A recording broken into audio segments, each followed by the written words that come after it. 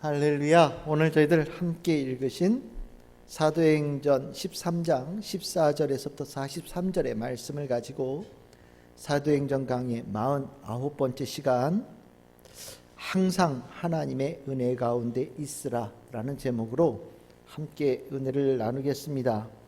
오늘 저희들 본문의 말씀이 이제 드디어 구브로라고 하는 섬에서부터 이 바울과 바나바의 일행이 비시디아 안디옥이라는 곳으로 옮겨져서 복음을 전하는 이야기가 시작되어집니다. 우리가 나중에 예배 끝나고 지난번 때처럼 비시디아 안디옥에 관한 성지에 관한 영상을 한 15분 정도 준비가 되어져 있으니 여러분들이 오늘 예배를 마치고 난 다음에 함께 보시면서 오늘 이 설교가 진행되어진 이 비시디아 안디옥의 모습 함께 나눌 수 있으면 더 좋겠다는 생각을 갖습니다. 우리가 이 비시디아 안디옥이라고 하는 아주 큰 도성에 이 바울과 바나바가 들어서서 안식일에 회당에 들어갔습니다. 이 회당이라고 하는 것은 유대인들이 모여서 예배를 드리는 곳을 얘기합니다. 이 회당에 하나님의 말씀을 중심으로 해서 예배를 드리는 그 자리에 바울과 바나바가 함께 했습니다. 회당이라고 하는 이곳은 보통 예배가 어떻게 진행되어지냐면, 처음에 여러분들이 잘 아시다시피 성경에 쉐마라고 하는 말씀이 있습니다. 들으라 라는 말씀이죠. 신명기 6장 4절에서 5절의 말씀입니다. 이스라엘 백성들은 이 말씀을 아주 중요하게 여기거든요. 이스라엘아 들으라, 우리 하나님 여호와는 오직 하나인 여호와시니 너희는 마음을 다하고 성품을 다하고 힘을 다하여 내 하나님 여호와를 사랑하라 라는 모세가 전해준 명령입니다. 이 말씀을 모인 모든 이들에게 먼저 선포를 합니다. 그리고 그 선포한 이후에 그 회당장, 그 회당의 책임자가 먼저 기도를 하고, 그 다음에 당시에는 성경이 워낙 비싸서 다들 가지고 있지 못하니까 회당마다 성경을 가지고 있었는데, 그 성경 중에서 율법서, 모세오경 중에 한 장, 그리고 우리로 따지면 역사서와 그리고 예언서인데, 이제 유대인들은 이것을 선지서라고 합니다. 좀 큰 범주입니다. 그 중에 한 장. 그래서 모세오경 한 장, 그리고 선지서 한 장을 성경을 읽습니다. 그리고 성경을 읽고 난 다음에 그 모인 회중 중에 오늘 이 말씀을 통하여서 하나님께서 주신 은혜가 있는 사람, 일어나서 받은 은혜를 나누라고 얘기를 합니다. 그럼 그 사람이 나와서 받은 은혜를 설교하듯이 얘기를 합니다. 그것이 회당의 예배 순서였어요. 바울과 바나바가 이 회당에 아마 들어섰을 때 학자들은 무슨 성경 말씀을 그 회당 예배에 드렸을까라고 추측하는데, 아마 그 뒤에 있는 설교 내용 때문에 그런 것 같아요. 아마 신명기 1장과 이사야서 1장의 말씀을 읽은 것 같다, 이렇게 얘기를 합니다. 그리고 그 말씀을 읽고 난 다음에 회당장이 바울에게 일어나서 설교해 주기를 청하였고, 바울은 우리가 사도행전에 처음으로 이제 바울이 행한 설교의 내용이 이제 등장합니다.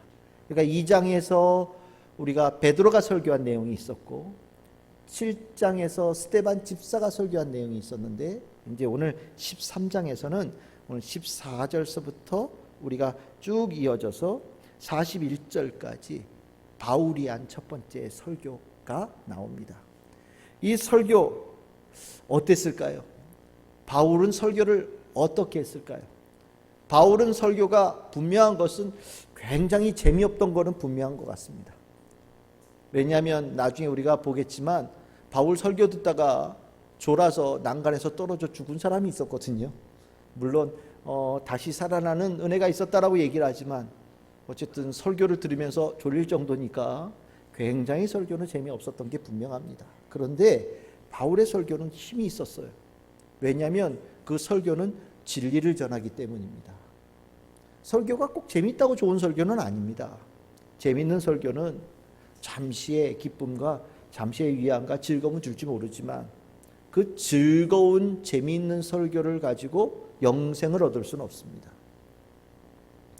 우리가 기왕이면 포장이 좀 더 좋으면 좋지 않겠습니까? 라고 얘기할지 모르지만 성경의 말씀은 한 가지 분명한 것은 굉장히 진지하게 접근을 해야 된다는 거예요. 성경의 말씀에 대한 우리의 자세도 진지해야 되고 성경의 말씀도 그렇게 깊은 말씀이에요. 그래서 믿지 않는 사람들에게 조금 더 쉽게 재미있게 표현할 수는 있지만 근본적으로 하나님의 말씀에 대한 기본적인 자세는 굉장히 진중한 모습으로 가야 된다. 그런 모습에 있어서 바울은 이 초대 교회들을, 수많은 교회들을 세울 수 있었던 복음의 사도로 아주 귀한 설교를 한 대표적인 모델이고, 이 설교는 이 비시디 안디옥의 회당에 모여있던 많은 유대인들이 이 바울의 설교에 아주 굉장히 많은 은혜를 받은 것 같습니다. 그래서 13장 42절에 보면 이렇게 얘기를 합니다. 이제 바울이 설교를 마치고 회당을 나갈 때 그 회당에 모여있던 모든 사람들이 바울에게 부탁을 합니다. 다음 안식일에도 와서 이 설교를 해주세요 라고 얘기를 합니다. 참 이 말씀이 참 귀한 거예요. 다음 안식일에 와서 오늘 한 얘기 말고 다른 얘기를 해주세요가 아니라 다음 안식일에 와서 오늘 한 설교 똑같은 말씀을 다시 한번 해주세요 라고 얘기를 하고 있어요. 왜냐하면 그만큼 이 설교가 그들의 심령에 아주 깊이 새겼기 때문이고 또 더 깊이 새기기를 간절함이 있었기 때문에 다음 주에 와서도 똑같은 말씀을 전해달라고 얘기를 합니다. 요즘에는 말씀이 너무 흔해요. 정말 너무 흔해서 또 너무 쉽게 접해서 TV를 틀면 하루 종일 설교가 나오고 또 교회 많은 홈페이지 속에 목사님들 설교들이 너무 많이 흘러나오니까 설교 귀한지를 잘 모르지만 실은 설교에 대한 이 마음 자세는 이 비시디아 안디옥의 이 회당에 모여있던 유대인들이 바울의 설교에 대해서 이렇게 요청하는 이 마음이 저는 꼭 필요하다는 생각이 듭니다. 내가 잊어버리지 말아야 돼. 이 말씀은 꼭 새겨야 돼. 이 말씀은 내 삶의 구원의 빛이야 라고 생각하는 이 인식이 반드시 있어야 됩니다. 어쨌든 이 바울에게 이렇게 사람들이 평가했을 정도니 바울의 설교는 대단한 은혜가 있었던 게 분명해요. 예배가 마치고 난 다음에 사람들이 떠나질 않습니다. 계속해서 바울과 바나바를 졸졸졸졸 쫓아다녀요. 그래서 바울과 바나바가 그 자기를 따르는 사람들에게 여러 가지로 이야기를 하면서 정말 얼마나 귀해요. 정말 이 하나님 말씀 예수님에 대한 복음을 듣고 이렇게 귀가 열리고 마음이 열려서 자기를 쫓아다니는 모습에 아마 바울이 굉장히 감격했던 것 같습니다. 그래서 자기 앞에 나온 그 사람들에게 이렇게 특별하게 권면을 합니다. 13장 43절입니다. 항상 하나님의 은혜 가운데 있으라. 정말 바울이 기뻐하는 마음으로, 바나바가 정말 기뻐하는 마음으로 그 주님의 은혜의 말씀에 귀가 열린 자들에게 특별하게 권면하는 말씀이 바로 이거예요.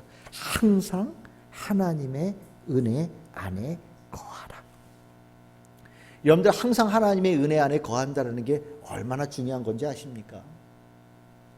이거는 여러분들이 생각하는 것보다 훨씬 더 중요한 일이에요. 이 하나님의 안에 거하라, 주님 안에 거하라 라고 하는 이 말씀은 이미 예수님의 말씀 속에서도 아주 중요한 설교로 등장한 적이 있었습니다. 이게 어디냐면 요한복음 15장 4절에서 9절, 4절에서부터 11절까지 나오는 말씀입니다. 먼저 4절에서부터 8절까지의 말씀 우리 한번 읽어볼까요? 함께 읽겠습니다. 시작. 내 안에 거하라. 나도 너희 안에 거하리라. 가지가 포도나무에 붙어있지 아니하면 스스로 열매를 맺을 수 없음같이 너희도 내 안에 있지 아니하면 그러하리라. 나는 포도나무요 너희는 가지라. 그가 내 안에 내가 그 안에 거하면 사람이 열매를 많이 맺나니 나를 떠나서는 너희가 아무것도 할 수 없음이라. 사람이 내 안에 거하지 아니하면 가지처럼 밖에 버려져 마르나니 사람들이 그것을 모아다가 불에 던져 사르느니라. 너희가 내 안에 거하고 내 말이 너희 안에 거하면 무엇이든지 원하는 대로 구하라. 그리하면 이루리라. 너희가 열매를 많이 맺으면 내 아버지께서 영광을 받으실 것이요 너희는 내 제자가 되리라. 아멘. 예수님께서요 그 예수의 말씀을 따르는 제자들에게 이렇게 특별하게 권면을 하고 있어요. 내 안에 거해야 된다. 내 안에 거하는 것이 선택이 아니다. 이건 필수다.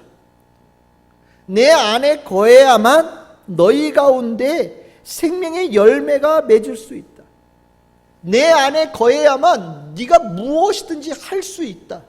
만약에 너희가 내 안에 거하지 않으면 아무것도 할 수 없는 존재가 되어진다.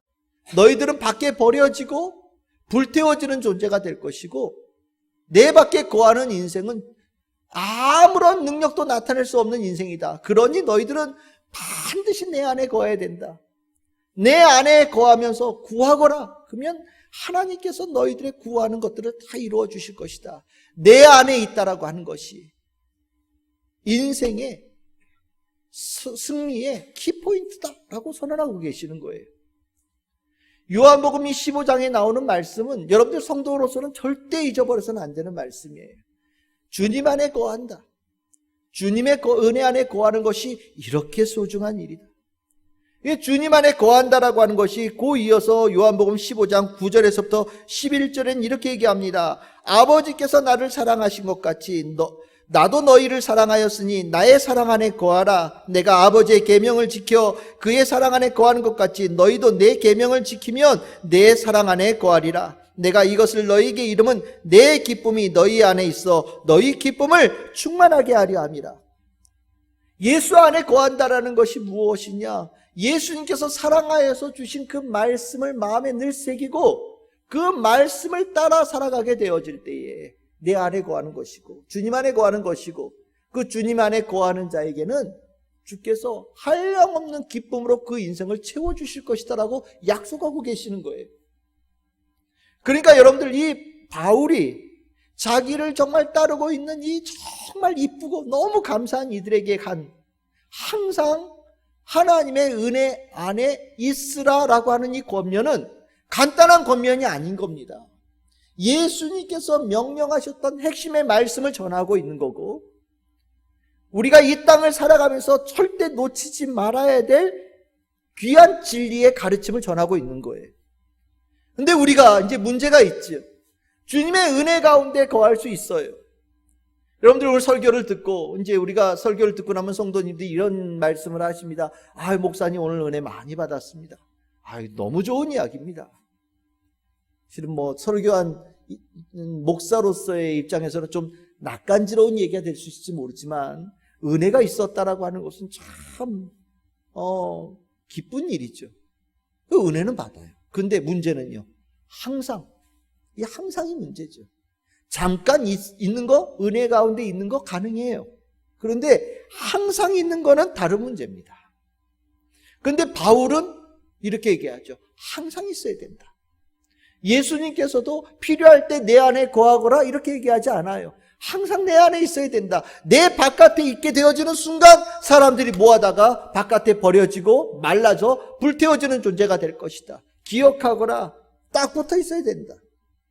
나무에 붙어있는 포도나무 가지처럼 딱 붙어 있어야 된다. 항상 붙어 있어야 된다. 이렇게 권면하시거든요.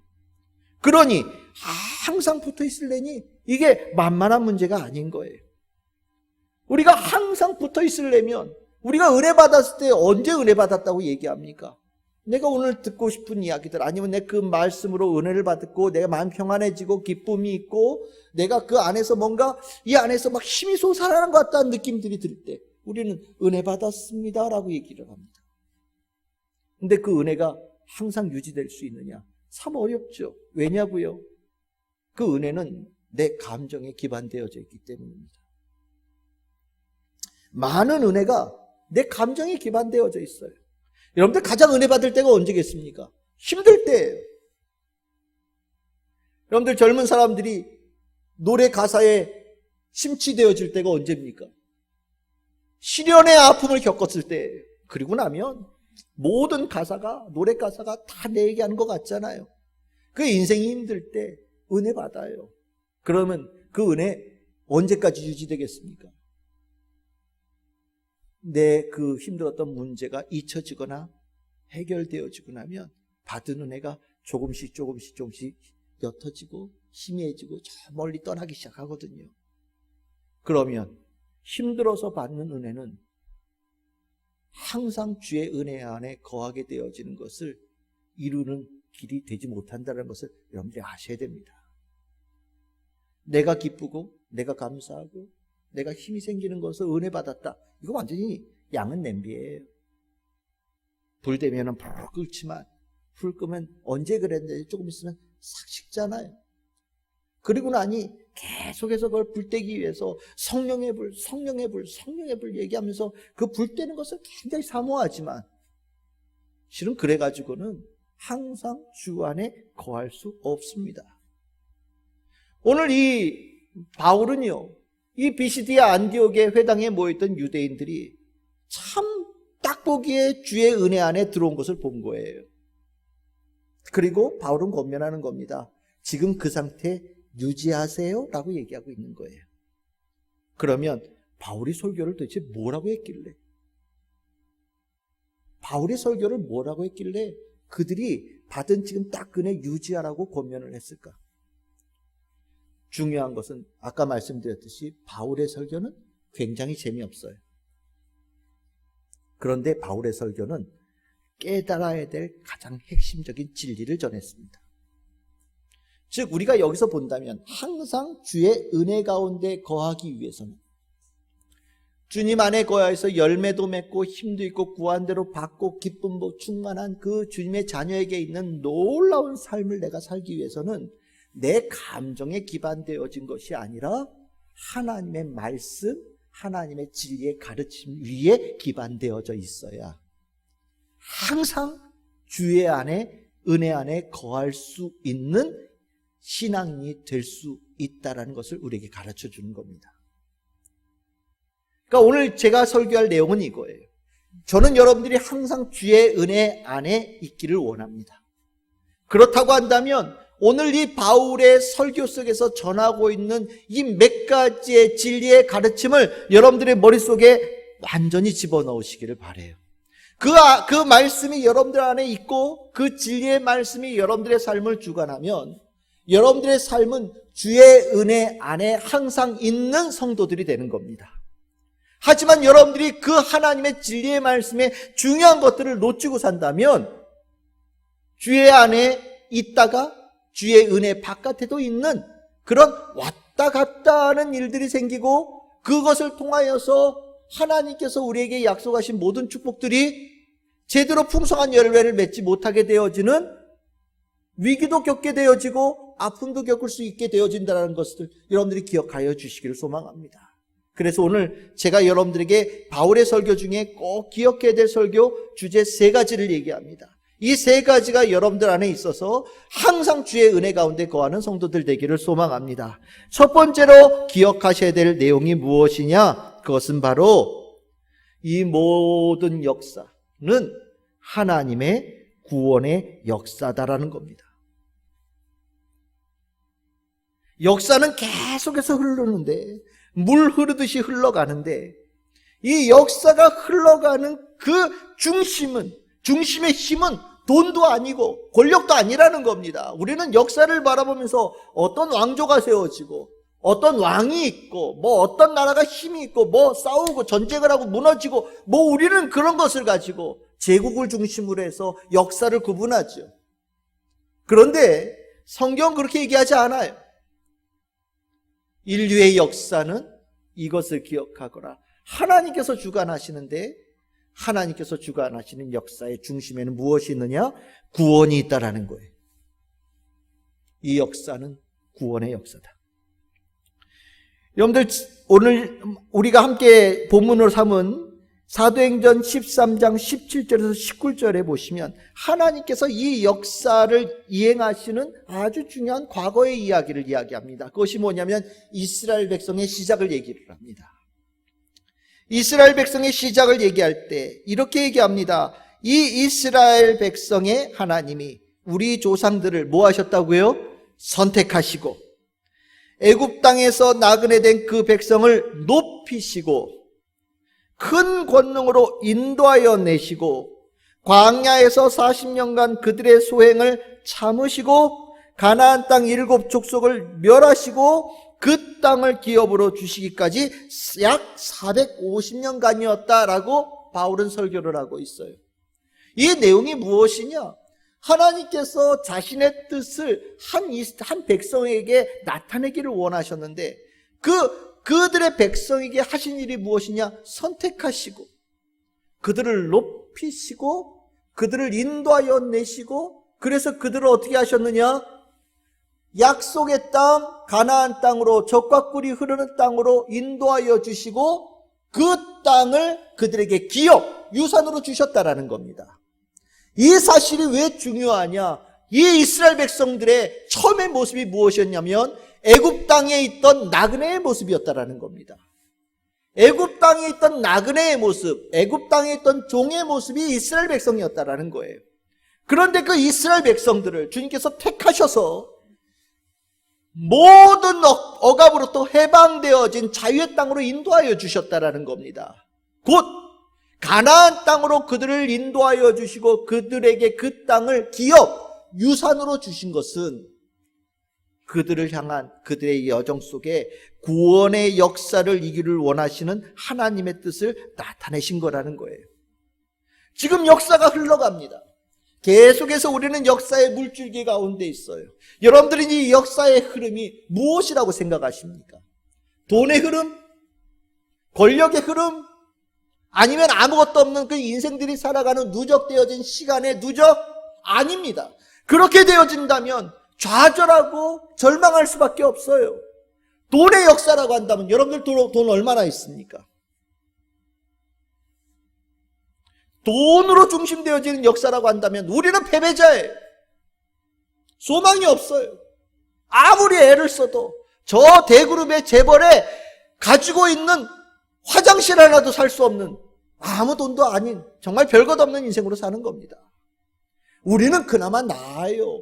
전 세계 인구의 많은 숫자가 먹는 것 가지고 걱정하고 있고요.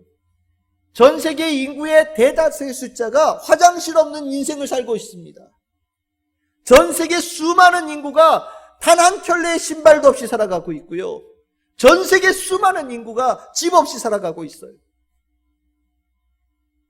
만약에 이 역사를 돈의 흐름이라고 생각한다면 우리는 소망을 가질 수 없습니다.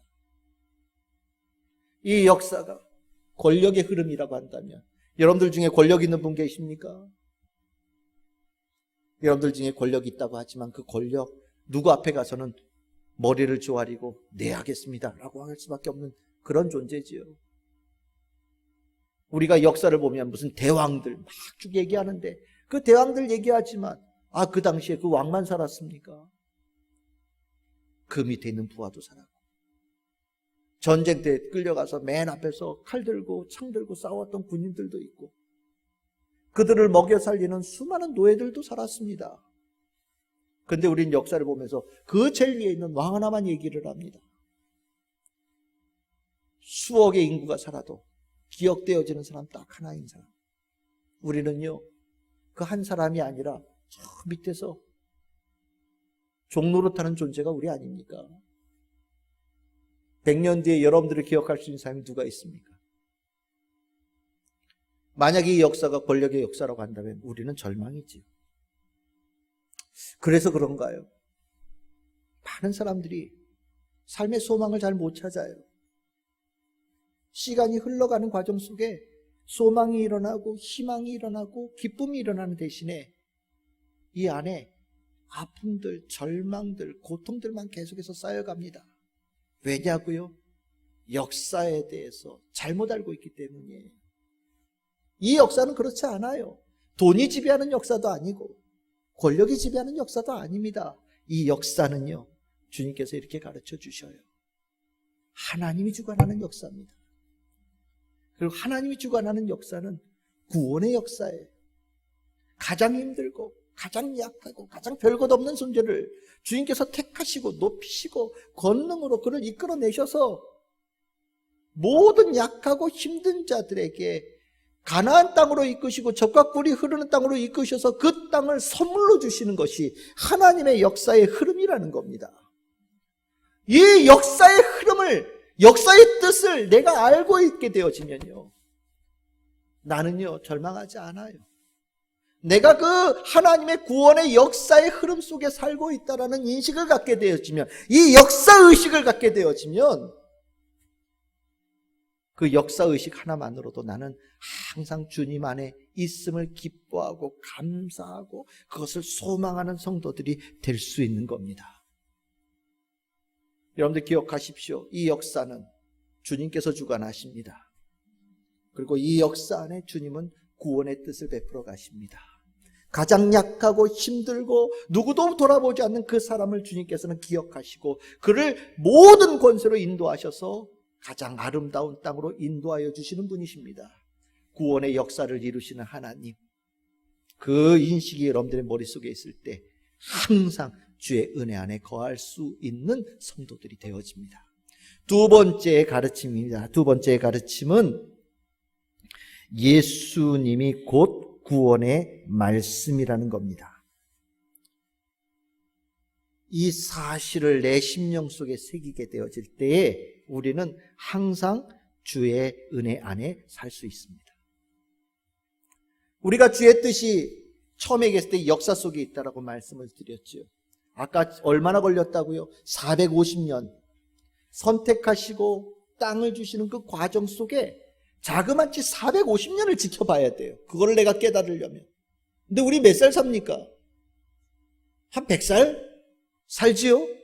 많이 잡으면 100살보다 좀 더 많이 사람은 정말 특별한 경우고 100살보다 못 사는 사람이 대부분이니까 그냥 100살이라고 칩시다.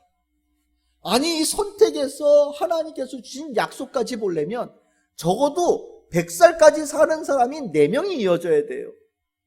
아니 엄밀하게 얘기하면 중간중간 이렇게 겹치니까 한 7세대, 8세대가 이어져야 겨우 그 약속한 것이 이루어지는 것을 경험하는 겁니다.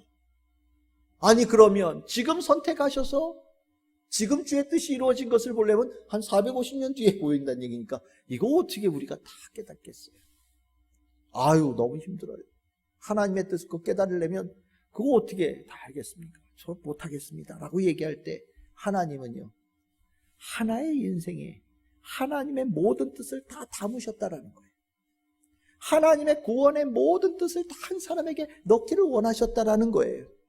그것을 어떤 사람에 넣기를 원하셨느냐? 하나님의 마음에 맞는 사람을 보시고 그 사람의 인생 안에 하나님이 가지고 계신 구원의 모든 뜻을 응축적으로 다 나타내시기를 결정하셨다라는 겁니다. 그게 누구냐면 사무엘도 아니고 수많은 사사들도 아니고 사울왕도 아니었다라는 거예요. 그것이 누구냐면 성경에 얘기하면 다윗이라는 왕이었다라고 얘기를 합니다. 하나님께서 다윗이라는 왕을 딱 보시고 내 마음에 맞는 사람이야 라고 생각하시면서 내가 저 다윗의 자손 중에 한 사람을 내가 가지고 있는 모든 구원의 뜻을 다 응축시킨 인생을 살도록 내가 특별한 은혜를 베풀 거야 라고 주님께서 결정하셨다라는 겁니다. 그래서 바울은요 13장 20절에서 22절에 이 얘기를 하고 있어요. 다윗 그 후손에게 하나님께서 모든 구원의 뜻을 다 응축시키기를 결정하셨는데 그렇게 돼서 이 땅에 오신 분이 누구시냐? 예수라는 겁니다. 23절에는 그를 구주라고 표현하고 있고 26절에는 분명히 얘기를 하죠. 구원의 말씀이다라고 표현하고 있어요. 무슨 소리냐? 예수 안에 모든 구속사가 다 들어있다라는 거예요. 아까 그 선택에서 가나안 땅까지 이어지는 450년의 그 모든 것, 아니 그때부터 지금까지 이어지는 1000년이 넘는 역사, 아니 그 이전서부터 있었던 수많은 시간들, 아니 앞으로 계속되어질 시간들까지 모든 하나님의 구원의 역사를 한 사람의 인생 안에다 다 집어넣으셨다라는 겁니다. 그게 누구냐? 예수라는 거예요. 예수. 우리가 1000년의 역사를 다 몰라도 2000년의 바라봄에 눈을 가지고 있지 못할지라도 내가 과거에 있었던 일, 그것으로 내가 나와 상관없는 일이라고 생각되어지는 사람이어서 구원의 역사를 느끼지 못하는 사람일지라도 육신을 가지시고 이 땅에 하나님의 말씀으로 오신 예수 그리스도의 삶을 통하여서 그 구속사가 내 삶에 내 눈앞에 있게 되어지는 것을 경험하게 만드셨다라는 겁니다. 우리의 눈이 굉장히 짧아요. 실은 어제 감정과 오늘 감정이 다르잖아요. 정치인들은 4년짜리 인생을 산다고 얘기를 합니다.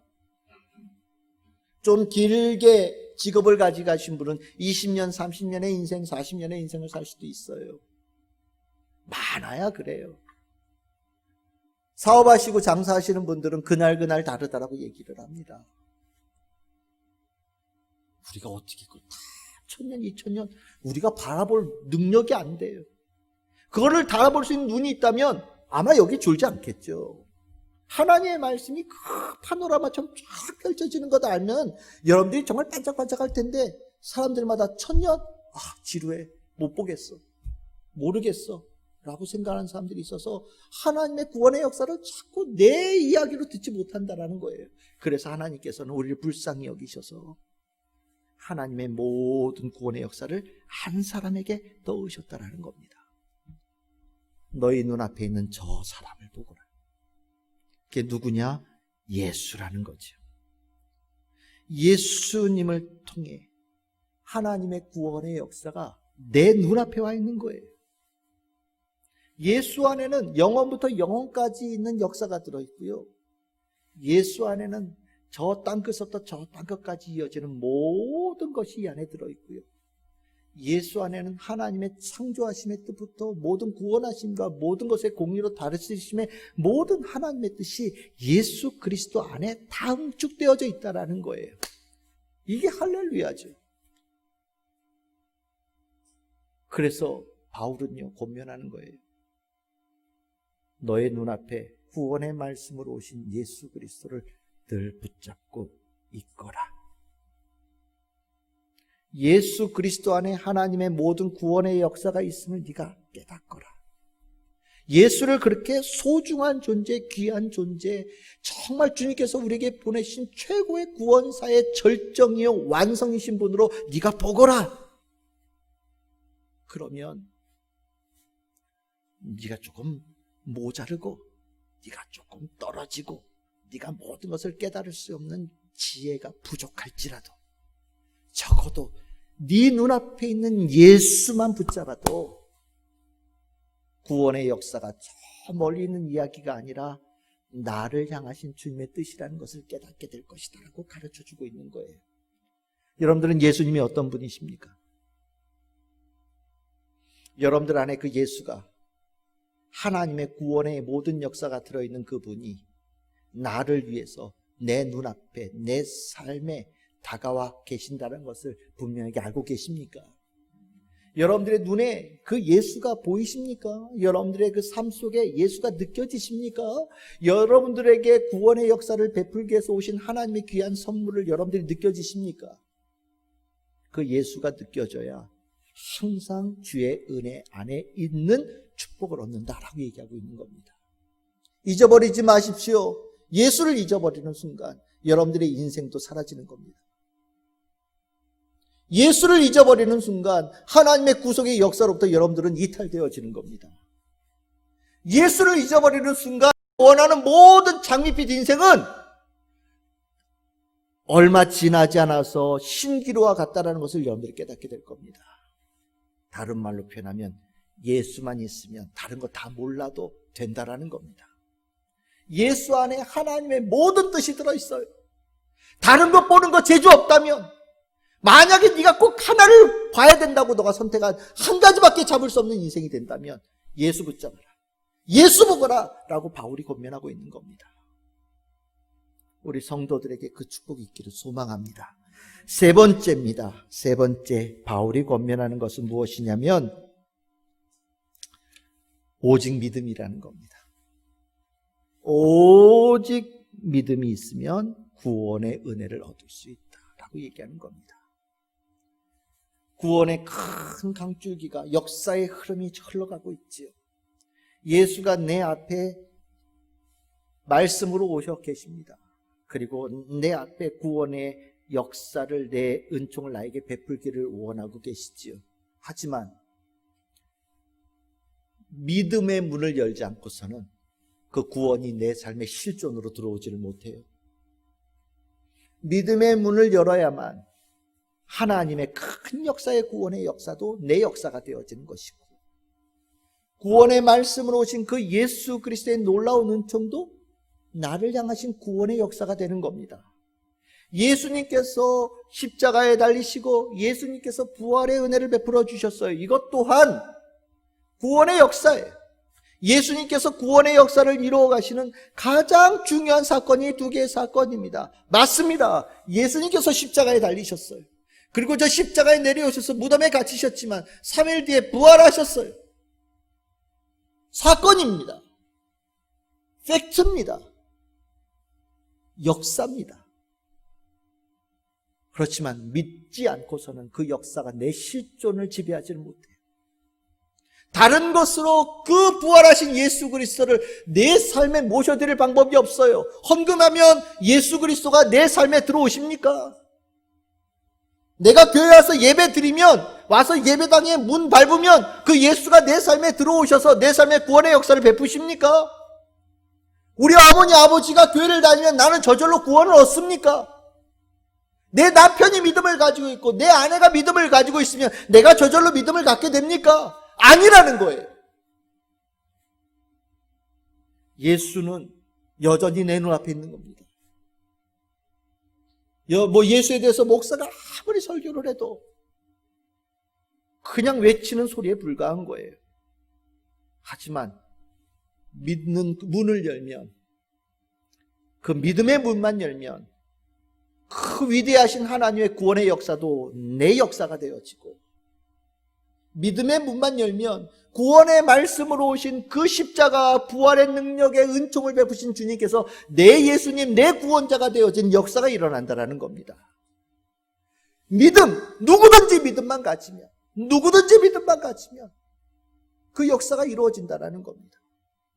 유대인들은 그 역사의 큰 흐름, 그리고 하나님께서 약속하신 구원의 그 은혜를 입기 위해서 예배도 드리고 율법도 준수하고 여러 가지 절차를 겪어가면서 할례도 하면서 여러 가지 자신들의 노력을 했어요. 하지만 이들의 마음속에 늘 불안합니다. 나는 죄인인데 아무리 봐도 나는 이거 다 못하는 것 같은데 어떻게 하면 좋지? 두렵습니다. 나 이러다가 하나님 백성 못 되면 어떡하지? 나는 최선을 다했지만, 내가 정말 마음을 다하고 뜻을 다해서 주님을 사랑한다고 노력하지만 잘 안 되는 걸 어떻게 하면 좋지?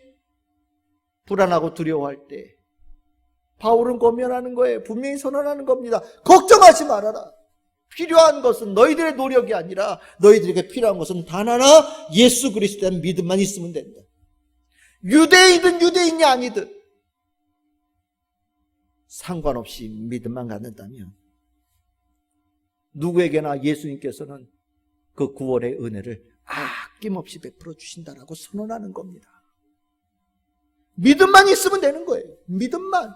예수 그리스도에 대한 믿음 하나만 있으면 우리는 내 삶의 모든 두려움과 걱정들, 모든 불안전함에 대한 불안함들을 다 해소할 수 있는 역사가 일어날 수 있다는 겁니다. 그래서 오늘 바울은 이렇게 설교하고 있어요. 사도행전 13장 38절에서 39절입니다. 이 본문의 말씀은 우리 함께 읽었으면 좋겠습니다. 우리 함께 읽겠습니다. 시작. 그러므로 형제들아, 너희가 알 것은 이 사람을 힘입어 죄 사함을 너희에게 전하는 이것이며, 또 모세의 율법으로 너희가 의롭다 하심을 얻지 못하던 모든 일에도 이 사람을 힘입어 믿는 자마다 의롭다 하심을 얻는 이것이라. 아멘. 바울은 분명하게 얘기하고 있습니다. 이 사람 힘입으면, 예수를 믿으면 너희들이 그토록 해결하지 못하던 죄사함의 문제가 완전히 해결되어진다. 깨끗해진다. 이 사람을 믿으면 율법을 지켜서 의롭다함에 이르지 못하여서 전전긍긍하는 너희들, 이 믿음 하나로 완전해지는 은혜가 임한다. 다른 것 없어도 예수에 대한 믿음 하나만 있으면 모든 것이 되어진다라는 것을 바울은 권면하고 있는 거예요. 그렇구나. 예수 그리스도에 대한 믿음 하나만 있으면, 예수 그리스도에 대한 믿음 하나만 있으면 내가 믿는 예수님께서 내 삶의 모든 실존적인 문제를 해결해 주시는구나. 예수께서 내 삶의 구원의 역사도, 예수께서 내가 불안해하던 모든 문제들도, 예수께서 내 안에 깨끗하지 못하여서 더러움으로 괴로워하던 나의 모든 문제들도 해결해 주시는구나 라는 것을 깨닫게 하고 그것을 믿게 하고 확고하게 설 수 있는 은총이 임한다라는 겁니다. 그래서 바울은 믿음 그 하나 가지고 구원으로 들어갈 수 있다라는 이것 너희들이 항상 간직해야 된다. 그것 하나만 너희들에게 있으면 항상 주의 은혜 안에 거하는 자가 될 수 있다고 가르쳐 주는 거예요. 세 가지죠. 첫 번째가 뭐였습니까? 이 역사는 하나님께서 주관하신다. 근데 그 주관하신 역사의 큰 흐름은, 주제는 뭡니까? 구원이다. 그러니까 돈 없어도 걱정하지 말아라. 권력 없어도 걱정하지 말아라. 하나님께서는 구원의 역사를 베푸시는 분이시다. 이 역사의 흐름은 그렇다. 두 번째는 뭡니까? 예수 안에 하나님의 구원의 모든 뜻을 다 담으셨다. 구원의 역사가 저 멀리 있는 것이 아니라 내 눈앞에 와 있는 구원의 역사다. 그 예수 안에 모든 우주의 모든 진리가 다 담겨 있고, 예수 안에 하나님의 모든 뜻이 다 담겨 있고, 예수 안에 영원부터 영원까지 이르는 모든 시간의 흐름도 다 담겨 있다. 내 앞에 있는 예수 있는지 확인하거라. 항상 주의 은혜 안에 거할 수 있는 비결이다. 세 번째는 나에게 꼭 필요한 것 무엇이냐? 믿음 하나다. 다른 말로 표현하면 믿음 말고 다른 것들은 다 소용없다. 내 안에 믿음 그 하나 있는지 돌아보거라. 믿음이 만능 열쇠다. 그 믿음 하나, 예수에 대한 믿음 하나 가지고 있는 그 인식을 가지고 산다면 항상 주의 은혜 가운데 거하는 삶이다 라고 가르쳐주고 있는 거예요. 이게 되어져야 우리가 거할 수 있어요. 언제까지요? 항상, 늘. 기분 좋아서 은혜 받고, 내가 원하는 얘기 들어서 은혜 받고, 힘 없을 때 나에게 힘 주셔서 은혜 받고, 이거는 항상 되지 못해요. 항상 주의 안에 있기 위해서는 이 진리의 말씀에 대한 분명한 가르침이 이 안에 있어야 되는 거예요. 비시디아 안디옥에 회당했던 유대인들이 이제까지는 이 말씀을 몰랐어요. 그런데 바울의 이 권면을 딱 듣고 난 다음에 뭔가 하나님께서 내 안에 풍성에 거하시고 절대 떠나지 않으시고, 내가 가지고 있던 모든 삶의 문제들, 궁금한 것들, 모든 근심들이 떠나가고 해결되어지는, 완전히 해방되어지는 느낌을 받은 거예요. 그래서 얘기합니다. 오늘 하신 말씀 또 들려주세요. 아마 그 다음 주에 와서 얘기하고 나면 그 다음 주에 가면서 또 뭐라고 그러겠습니까? 다음에 와서도 또 이 말씀 전해주세요. 아마 그랬을 거예요.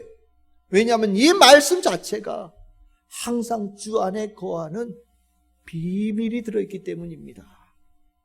저는 우리 참 즐거운 게 모든 성도들이 항상 주 안에 있는 성도들 되기를 소망합니다. 그래야 되는 거예요.